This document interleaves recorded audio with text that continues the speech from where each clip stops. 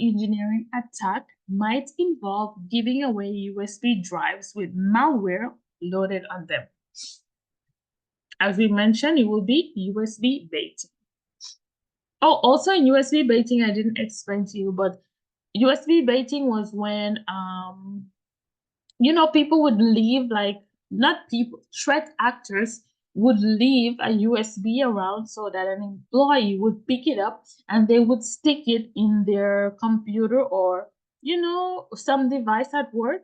And that way the malware would be executed and it would spread across the network and it would cause so much damage for an organization.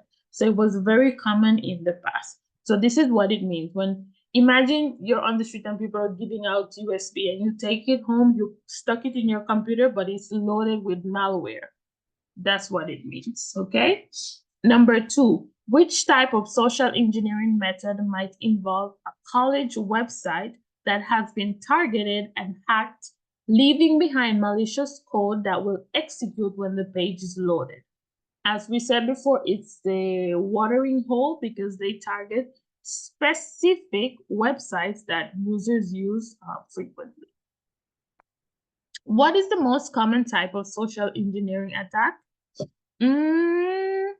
Social media phishing, especially now where we share everything on social media. So threat actors know a lot about us, and I'm going to tell you how they know.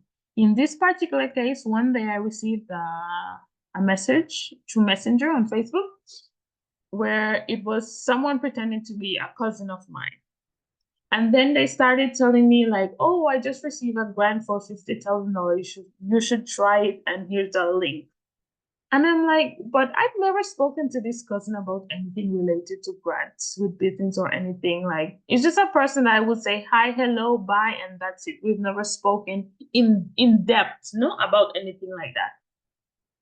So I got curious and I went to the search bar and I typed in his name and I noticed there are 2 profiles.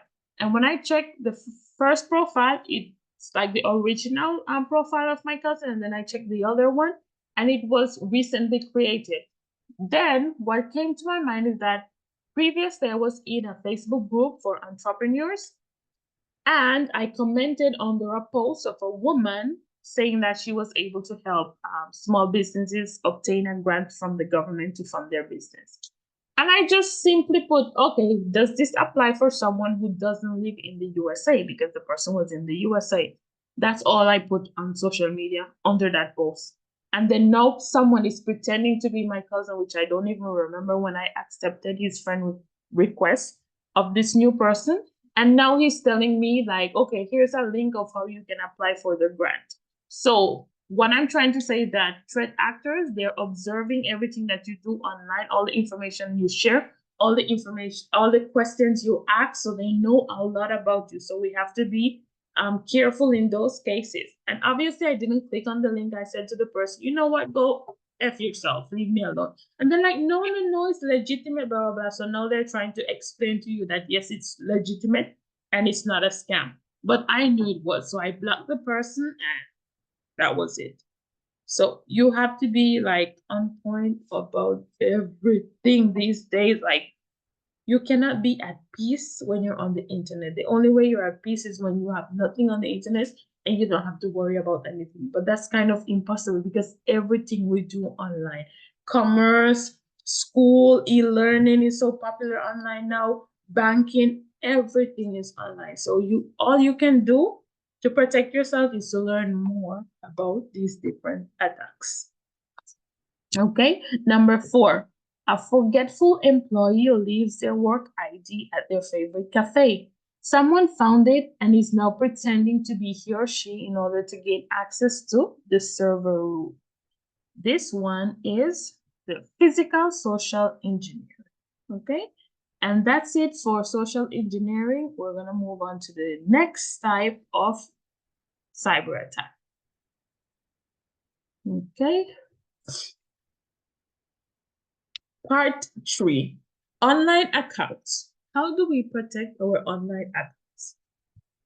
Well, for many people, when they hear about cybersecurity, they think that, oh, I have to be some kind of genius. I have to know how to write code. I must know how to hack a computer. No.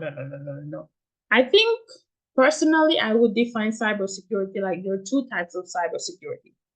You have cybersecurity, which is business cybersecurity, which is focused on the business world, where yes, you need some skills like coding, you need to know Python, you need to know a little bit of ethical hacking, you need to know how different SIM or SOAR tools work. You need to know about intrusion detection system, intrusion prevention system, and all of that. But on the other side, you have personal cybersecurity, where the general public needs to know how they can secure themselves. And you don't need to learn how to code. You don't need to be a hacker. You don't need anything like that. You just have to be aware